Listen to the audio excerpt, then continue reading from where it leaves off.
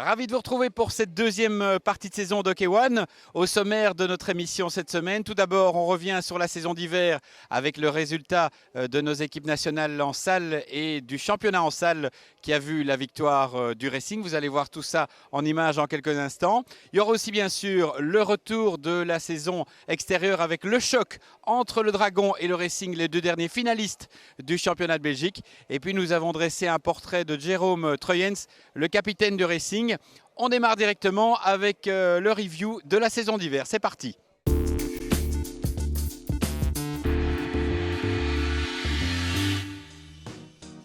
La saison d'hiver a montré que le hockey tenait vraiment la grande forme en Belgique avec les excellents résultats de notre équipe nationale messieurs qui a remporté le Champion Challenge à Johannesburg face à l'Inde dans un match épique où David Van Rysselberghe fut notre héros national. Et puis bien sûr la salle où les équipes nationales, tant messieurs que dames, ont réussi de brillants résultats à Porto, ainsi que bien sûr le Racing dans la Coupe d'Europe et en championnat. C'est Philippe Troyens, le manager du Racing et de l'équipe nationale messieurs, qui nous en parle. On l'écoute à l'interview. Une médaille d'argent pour les messieurs, une médaille d'or pour les dames et les deux montées, je veux dire, en catégorie B pour dans 2 ans. On a 2 ans pour préparer cette Coupe d'Europe B, donc je crois que ça va booster et pas mal de gens et en espérant pouvoir trouver des structures pour pouvoir avoir un bon entraînement. À côté de l'équipe nationale, il y avait les clubs. Le Racing a renouvelé encore une fois son titre en salle face à l'Oré qui de nouveau a été très accrocheur. Oui, et c'est très bien. Je crois que les finales sont de plus en plus difficiles à gagner. Le niveau du championnat monte d'année en année et je crois que c'est bien pour tout le monde. Au fur et à mesure du tournoi, on a eu la possibilité dimanche de pouvoir, je veux dire, avec le dernier match, avec une victoire, de pouvoir monter en A, qui est une récompense magnifique pour tout le travail que ces joueurs ont accompli pendant tout l'hiver. Et bon, on y est arrivé, donc on va aller se frotter aux meilleurs clubs allemands et hollandais l'année prochaine. Conclusion, la salle a pris l'ascenseur du hockey belge. Oui, je pense. Et il faut de plus en plus continuer. Quoi qu'il arrive, on va encore y faire de bons résultats.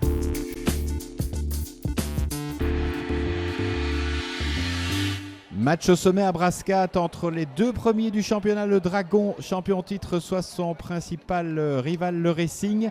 Le Racing qui l'avait battu au match aller. Florent Van Nobel.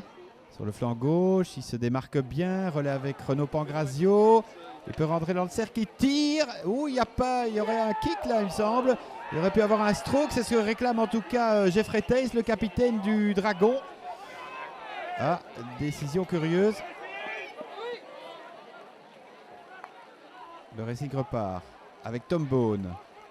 Bien en jambes, Cédric Charlier. Bon relais. Le tir, Jacob est sur le poteau. Plein équerre, Gilles Jacob.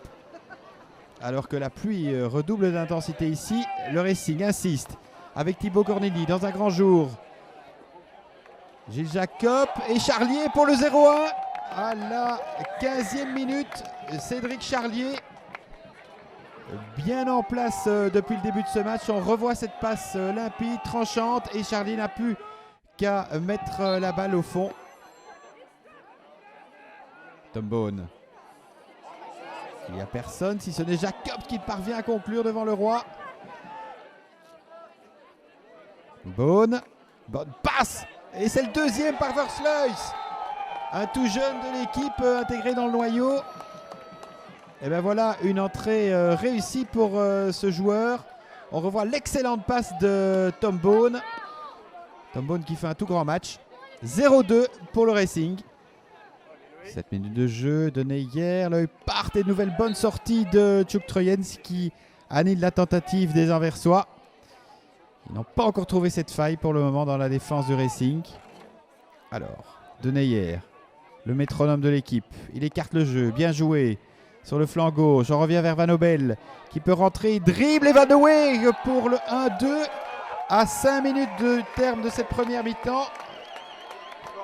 Réduction du score par Charles Van Weeg qui a accompagné ce bon dribble de Florent Van Nobel.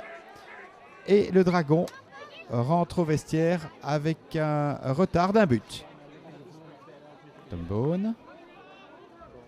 Bien joué pour Cédric Charlier qui est sur la ligne et provoque le PC concédé par Célis. Alors, il est donné par Grégoire. Tom Beaune pour le 1-3, parfaitement négocié ce PC. Et d'une frappe sèche, il tremble le roi. Rien à faire. Ah, quand Beaune et Charlier jouent ainsi, il y a peu d'équipes qui peuvent les battre. Alors, Florent Van Nobel qui tentait ce tir. Et là, ça suivait bien de la part d'Arthur Van Doorn. Mais il n'a pu conclure devant un Gukasov attentif. Et c'est au contraire le Racing qui repart avec Charlier qui tentait cette frappe puissante. Et Vanesse n'a pu la négocier. Le Racing reste dangereux. Alors Leupart, loin devant, il tente autre chose, Loïc Leupart, et c'est un PC. Et puisque la balle était destinée à l'avant du Dragon, c'est tiré encore une fois. Et à nouveau, Tjouk Trojens qui sort impeccablement.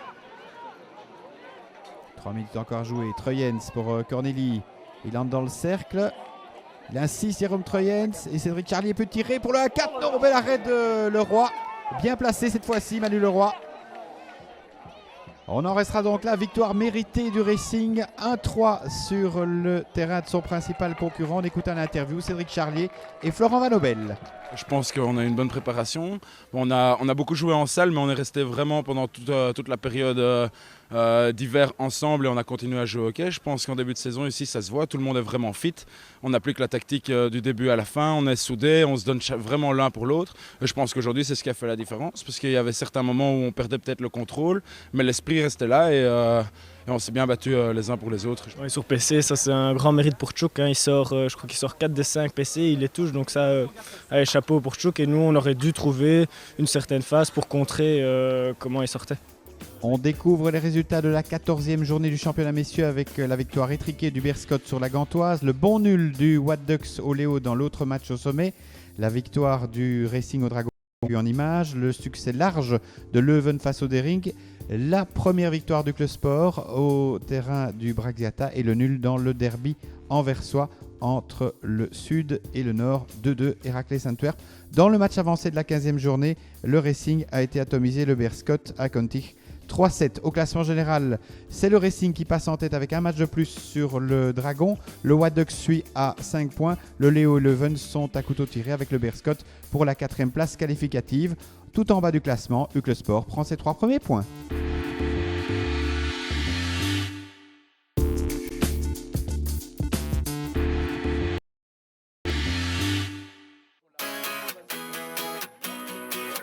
Place à présent au portrait de Jérôme Trojens, le capitaine du Racing, incontournable en équipe nationale.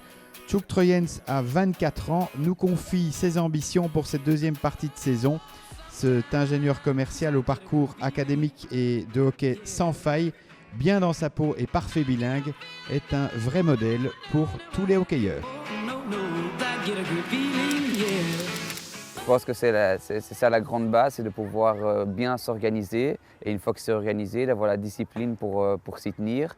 Et puis à côté de ça, avoir une vie familiale et une hygiène assez stable pour pouvoir mener les deux fronts.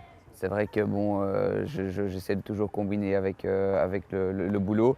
J'ai une grande chance de ce côté-là d'avoir un employeur qui me supporte pour faire le trajet international que je désire. Ça nous demande énormément de temps et de sacrifices et ça nous prend énormément de temps aussi, donc ça demande une certaine énergie.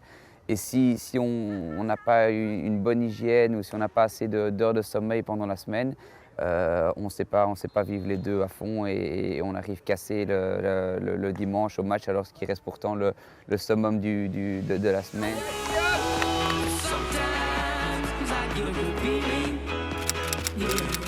Je suis énormément attaché au Racing et surtout ces dernières années, toute cette dynamique qui a été mise en place dans le club. On voit tous les supporters qui viennent nous encourager tous les week-ends et en masse. C'est vrai qu'au niveau du Racing, notre premier tour n'a pas été des plus excellents, mais je pense que quand on regarde un peu les années précédentes, on a toujours évolué de cette façon-là, où le premier tour est un peu mitigé et au fur et à mesure, on arrive à retrouver nos automatismes et à grandir sur sur les petits détails du premier tour et avoir un deuxième tour qui est bien meilleur, avec un top au play-off et même au final. Je pense que le niveau qu'on a su produire l'année passée au play-off était quand même assez élevé. Et donc, pour le championnat, on va prendre revanche contre le Dragon en finale. Je pense qu'après 2 ans, cette revanche devient vraiment prenante.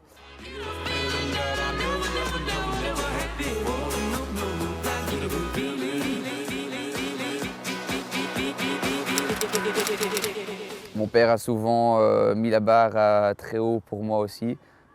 Mon père était une personne assez critique qui me disait rarement que j'avais bien joué, mais quand il me le disait, ça me prouvait qu'effectivement j'avais fait un bon match. Mais je pense que ça m'a énormément aidé dans la mesure où je peux faire mon autocritique personnellement. Ma famille m'a énormément soutenu tout au long de ces années, que ce soit au Racing ou en équipe nationale. On a fait 2 beaux tournois, à Mönchengladbach et en Afrique du Sud. C'était 2 fois où on s'était fixé un objectif, et un objectif quand même relativement élevé, vu qu'on voulait se qualifier pour Londres et on voulait gagner le Champion Challenge. Donc on mettait la barre assez haut et on a su, avec la maturité du groupe, avec le talent qui arrive, c'est clair que quand on atteint les objectifs, ça met une espèce de spirale positive en route.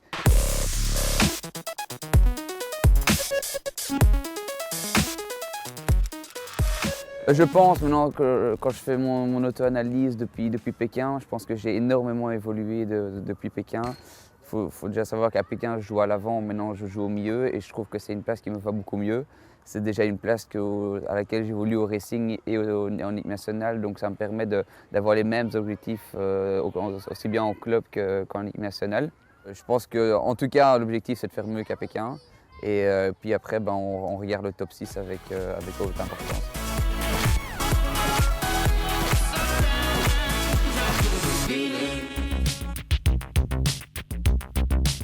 Il est tout le contraire de moi, c'est-à-dire qu'il est très organisé et il est toujours à l'heure, toujours dans les temps et il aime bien quand sa journée est bien structurée.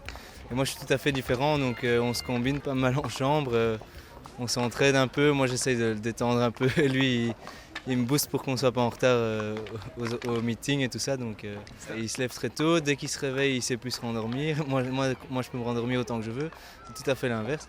Lui il est très, quand il a envie de dormir, on dort, on ne peut rien faire d'autre, donc c'est assez marrant.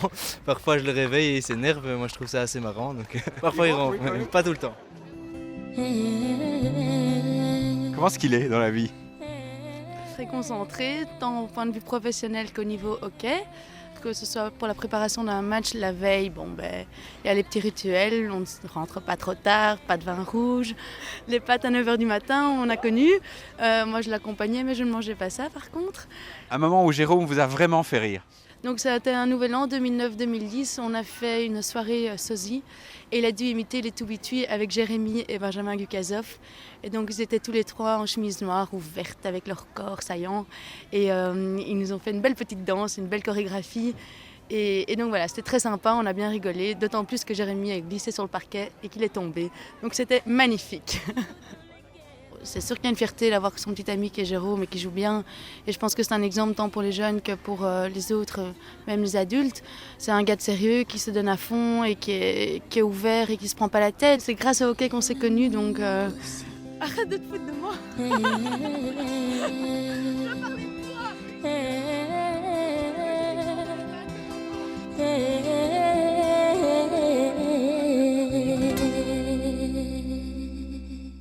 C'est la fin de votre émission Hockey One. On se retrouve samedi prochain pour un prochain numéro avec au sommaire le derby uclois entre le Léo et le Racing et bien sûr le retour aussi de la compétition féminine avec une préface du tournoi qualificatif olympique Oberscott qui débute dans quelques semaines. Portez-vous bien, passez une bonne semaine et vive le hockey!